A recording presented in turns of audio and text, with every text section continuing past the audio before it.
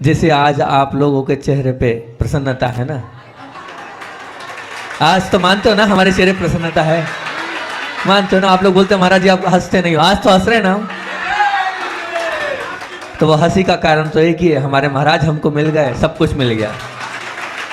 हमारे पूज्य प्रसाद सागर जी, शैल सागर जी, पुराण सागर जी, उत्तम सागर जी आए और बड़े बाबा के दर्शन किए और हमारे से मिले, बड़ी प्रसन्नता का विषय है। और अब सुनना तो इनको है, चारों को सुनना है अपने को, लेकिन फिर भी महाराज जी ने कहा नहीं थोड़ा तो आपको बोलना ही पड़ेगा। तो ठीक है, मैं इन चारों महाराजों के विषय में आपके सामने कुछ कुछ बातें बताता हूँ। आपको सुनना भी वही होता है, हमारी बात तो सुनना नहीं है, बस ये वाले संस्मरण सुनना है। तो सबसे पहले अपन शुरुआत करते हैं पूज्य शैल सागर जी महाराज जी से। शैल सागर जी महाराज जी का और हमारा नाता बहुत पुराना है, ब्रह्मचर्य अवस्था से ही हम लोग साथ साथ रहे, साथ साथ आगे बढ़े हैं और दीक्षा भी साथ साथ हमारी उनके साथ ही हुई है। पूज्य शैल सागर जी महाराज जी जैसा उनका नाम है वैसे ही वो अनुशासन प्रिय है और अपने आप में अपने नियमों में बहुत शैल की तरह, पत्थर की तरह बिल्कुल अडिग रहते हैं। एक बार छोटी छोटी 2-2, 3-3 मिनट में अपनी बात पूरी कर दूंगा सब महाराजों की। एक बार पूज्य शैल सागर जी महाराज जी से हमने निवेदन किया कि महाराज जी आप कविताएं बहुत लिखते हैं, आप कविताएं बहुत लिखते हैं और कुछ कविता मेरे लिए भी लिख दें। तो महाराज जी बोला रहे ऐसा क्या? मैंने कहा नहीं, मैं ये चाहता हूँ, मेरे लिए से मतलब मेरे कुछ भाव हैं, उन भाव पे आप कविताएं लिखिए। तो वो कविता आज तक संभाल के रखी है मैंने। तो मैंने कहा वो कविता आप लिख दीजिए। महाराज जी ने कहा क्या भाव है? तो मैंने कहा मेरे 4 भाव हैं, धीरे बोलो, मीठा बोलो, कम बोलो और ज़रूरत होने पर बोलो। मैंने कहा इन पर आपको कविता लिख के देनी है, कृपया आप हम पे कविता लिखें। बोले ठीक है। मैंने इधर बोला नहीं, अगले दिन कविता पेश हो गई मेरे सामने। वो कागज, वो लाइनें आज भी संभाल के हमने रखी। पूज्य महाराज श्री जी की नीचे एक लाइन मिस हो रही थी, हमने पूछ लिया यही लाइन है ना, हमने ठीक तो कर दी। तो वो पूज्य महाराज जी की बहुत अच्छी कविता, भाव इसमें है, धीरे बोलो, मीठे बोलो, कम बोलो और जरूरत होने पर बोलो। तो महाराज जी की कविता है, सार्थकता भी जीवन की धीरे और बोलने में, कम सुनने में ज्यादा है। क्या है? सार्थकता भी जीवन की धीरे और बोलने में, कम सुनने में ज्यादा है। बोलने में कम, सुनने में ज्यादा है। क्योंकि बोलने में उद्वेग ज्यादा और सुनने में गंभीरता आती।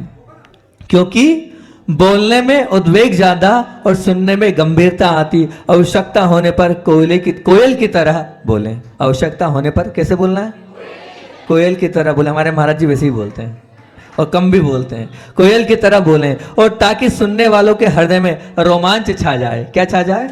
रोमांच छा जाए। जिस तरह बसंत को आ जाने से कोयल की कूक कूक स्वतः ही कंठ से फूटती है, वैसे ही पुण्य पुरुषों के कंठ से प्राणी मात्र को दुखित और पीड़ित देखकर करुणा से द्रवीभूत हुए तन को और मन को संतोष देने वाले मधुर शब्द कंठ से स्वतः ही खिरते हैं। बोले ऐसे पूज्य शैल सागर जी महाराज की जय। ऐसी मार्मिक कविता हमारे लिए लिखी थी। पूज्य पुराण सागर जी से भी हम काफी समय से जुड़े, ब्रह्मचर्य अवस्था से, मुनिराज से जुड़े हैं। उनके मेरे से संबंधित एक बहुत ऐसी घटना उनसे जुड़ी हुई है जो मुझे बड़ी आश्चर्यचकित है कि पहली बार चौका लेके तिलवारा घाट में सन 2000 में हम पहुंचे थे। प्रथम बार चौका था, बाहर यूं तो खूब लगाया था क्षेत्रों पर पहली बार चौका लेके गए थे हम। और चौका लेके जब पहुंचे थे तो वो 125-150 चौके, उन 150 चौके में अपना नंबर कहाँ आएगा? आ ही नहीं सकता। फिर भी बड़े महाराजों का बहुत आशीर्वाद था, बहुत संबल था। तीसरे दिन की ही बात थी, आचार्य भगवान के केशलोच हुए और केशलोच की पारणा के लिए आचार्य श्री ढूंढते ढूंढते 2 राउंड मारे और हम सबसे पीछे खड़े थे और वहां पर आके आचार्य श्री जी खड़े हो गए। हमारे आंसू नहीं रुक रहे थे। हमें उम्मीद नहीं थी कि इतना बड़ा मिलेगा और इतनी जल्दी मिलेगा। तीसरे दिन ही मिल गया और मिल तो गया। उसके बाद जब सब परिवार सहित हम लोग आचार्य श्री को छोड़ने गए तो वहीं पुराण सागर जी महाराज जी का उपवास था। तो महाराज जी का उपवास था, वहीं बैठे थे। और पुराण सागर जी महाराज जी के जानकारी में एक बात थी कि परिवार वाले बहुत बड़ा बिजनेस करते फटाके का, बहुत बड़ा काम था फटाके का। अब वो काम करते थे। पुराण सागर जी ने मोटिवेशन किया कि देखो भैया फटाके फोड़ना ठीक नहीं है, बेचना तो और ठीक नहीं है, आप तो बहुत बड़ा काम है आपका। तो हाँ, उन्होंने कहा महाराज जी बहुत बड़ा काम है और 7 लाइसेंस है हमारे पास। बोले देखो ये तो ठीक नहीं है, इसको छोड़ देना चाहिए। आज आपके तीर्थंकर समान पूज्य गुरुदेव के आहार हुए हैं, आज आप इसका त्याग कर दो। तो बोले महाराज जी अभी तो पूरे गोडाउन्स भरे हैं, हमारे यहाँ तो 6 महीने 8 महीने पहले ही पूरी बुकिंग हो जाती है और माल आ जाता है, माल आके रखा गया है, अब मैं क्या करूं? तो महाराज जी ने कहा एक काम करो, जितना है उतना बेच लेना, अगले वर्ष इसको छोड़ देना। बहुत बड़ी हिम्मत की बात होती, लेकिन बड़े महाराज जी के कहने से परिवार वालों ने तैयार हुए और कायसर करके त्याग कर दिया। उसके बाद अगले वर्ष से उन्होंने वो फटाके और 7 लाइसेंस फाड़ के अलग कर दिए। ये पूज्य पुराण सागर जी की वाणी में इतना दम था कि किसी के नहीं माने। इसके पहले भी बहुत महाराज लाए, बहुतों ने समझाया, लेकिन इतना बड़ा छोड़ना बहुत बड़ी बात होती, लेकिन महाराज जी की वाणी में दम थे। बोलिए ऐसे पूज्य पुराण सागर जी महाराज जी की, पूज्य उत्तम सागर जी महाराज जी का मुझे वो दृश्य, क्योंकि अगर सबसे पहले मैंने आहार दिया था तो अपने ही स्वयं के गृहस्थ अवस्था के घर में पूज्य उत्तम सागर जी महाराज जी को आहार दिया था। वो भूल गए होंगे पर मुझे याद है वो अच्छे से। पुराण सागर जी और समाधि सागर जी दोनों महाराज जी को आहार दिए थे उस समय। बहुत पुरानी बात है वो, जब नेमावर का चल रहा था, संघ से सिद्धवरकुट से बिहार होते होते आया था। मैं बहुत छोटा था उस समय आहार दिए थे। फिर उसके बाद दूसरी बार महाराज जी से मेल जोल हुआ बीना 12 में, जब जब ड्रेस चेंज हो रही थी, जब हम वहाँ पहुँचे थे और वहाँ पहुँचे थे बड़ी कठिन परिस्थिति थी। वो तो सब जानते हैं कि बड़े हमारे 50 साल जानते हैं कैसी वो परिस्थिति। उस परिस्थिति में महाराज जी ने, उत्तम सागर जी ने परिवार वालों को जो मोटिवेशन दिया था वो आज भी मुझे याद है, किस प्रकार से उन्होंने समझाया था। और एक बहुत अच्छी बात बोली थी, वो बोली थी वंदे तद्गुण लब्धे। वो तो भूल गए होंगे लेकिन मुझे वो याद है वंदे तद्गुण लब्धे का क्या अर्थ होता है। उनको इस वंदे तद्गुण लब्धे इस शब्द से उन्होंने सब लोगों को समझाया था और मोटिवेशन किया था। ऐसा उनका बहुत सहयोग मेरे जीवन में। ऐसे पूज्य उत्तम सागर जी महाराज जी की जय। अब बात आती है जय शेष मुनिराज प्रसाद सागर जी महाराज जी की।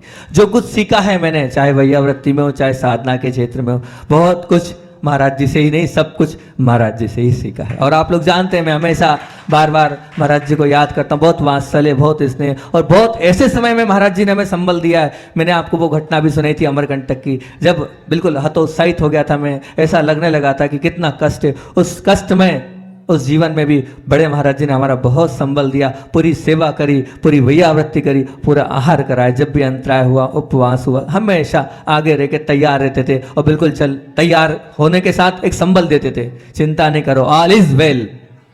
क्या डाले के महाराज जी का, ऑल इज वेल। और फिर उसके बाद जब अंतराय आते थे, घबराहट होती थी तो बोले दीर्घ सांस लो। एक ही उदाहरण, दीर्घ सांस लो, घबराओ नहीं है। बहुत अच्छे से इस प्रकार से शुरू से एक जैसे बच्चे को लेके चलते हैं, ऐसे पूज्य महाराज जी ने हमारे लिए हमेशा सहयोग प्रदान किया, हमेशा प्रोत्साहन दिया और आगे बढ़ाते गए। जब बात आई थी वैयावृत्ति की तो पूज्य महाराज जी ने ही उंगली पकड़ के कहा अब तुम चिंता नहीं करो, तुम्हें आयुर्वेद में आगे बढ़ना है। और जो बहुत बड़े वैद्य थे महावीर जी बिलाला, उनसे पढ़ने की इच्छा थी। हमने महाराज जी से कहा कोई बात नहीं, महाराज जी के कमरे में हम पुनीत सागर जी और प्रसाद निस्सिम सागर जी और प्रसाद से, हम चारों ने पूरा भेषज रत्नावली जो बहुत बड़ा ग्रंथ होता है और महाराज जी के सन्निधि में ही हमने पूरा पढ़ा है। उसमें पूरा महाराज जी का सहयोग था। फिर एक बार और हमें कुछ भी होता था हम महाराज जी के पास पहुंच जाते। हमने कहा वो एक ऊर्जा होती है, उस ऊर्जा को हम यहाँ भावनाओं के माध्यम से दूसरे व्यक्ति पे भेजते हैं तो स्वस्थ होते हैं। महाराज जी वो भी सीखना है। महाराज जी ने ठीक है मैं भी सीखूंगा, तुम आप भी चलो। हम 4-5 महाराज जी ने महाराज जी के सन्निधि में खजुराहो में वो सब कुछ सीखा था। तो हमेशा ऐसा संबल देने का ये कार्य करते हैं। और यही नहीं, संघ में सब जितने संघ है सभी संघों में औषधि का और तो और जो लगता जिस प्रकार की सेवा उनसे बनती हमेशा करते हैं। यहाँ त्यागी वृत्तियों के लिए हमेशा तैयार रहते। ऐसे सरल सहज और बालकवत स्वभाव में से कहता है ना, मुनिवत कैसे होना चाहिए, बालकवत होना चाहिए। तो बालकवत ऐसी चर्या को पालन करने वाले पूज्य प्रसाद सागर जी महाराज जी है। वैयावर्ती में तो अग्नि है ही है और भी अनेक खासियतें इनकी। जितने भी आयुर्वेद शिविर चल रहे हैं ना, ये आयुर्वेद शिविर जी के कौन है प्रणेता, पूज्य प्रसाद सागर जी महाराज जी।